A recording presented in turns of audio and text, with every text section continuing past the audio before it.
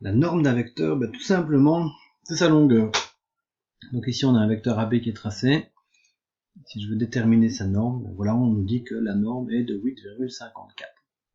Alors comment on note cette norme? Il y a une notation qu'on utilise dans notre pays, c'est les 2 barres de chaque côté du vecteur. Donc en fait là, quand on écrit ça veut plus dire un vecteur, ça veut juste dire le nombre qui va représenter la longueur du vecteur. Donc on est ici sur la longueur du vecteur, en fait qui est exactement la même chose que la longueur du segment AB. Donc une notation appropriée pour les vecteurs, 2 barres de chaque côté. Alors comment on va calculer cette norme? On va utiliser un théorème que vous connaissez bien normalement, qui doit vous rappeler quelque chose. Si vous regardez la figure qu'on a ici, normalement vous devez reconnaître, je pense, un triangle rectangle.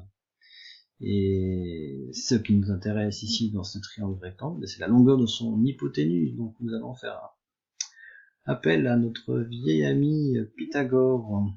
Qu'est-ce qu'il nous dit Pythagore? Il nous dit que l'hypoténuse, ici, donc la longueur du vecteur AB, sa norme, ce sera la racine carrée de quoi? De la somme de ça au carré avec ça au carré.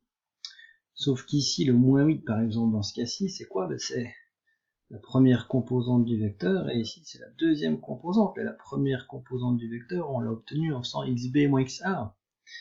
Deuxième composante, on l'a obtenue en faisant yb moins yk. Donc, qu'est-ce qu'on va devoir faire? On va devoir faire xb moins xa au carré, plus yb moins yk au carré, tout ça dans une racine carrée. Donc voilà ce que ça donne en fait, la formule générale qu'on va utiliser dans tous nos exercices, quels que soient les points A, B, C, D, enfin avec les lettres. Voici la formule qu'on va utiliser. Là, je l'applique dans notre cas.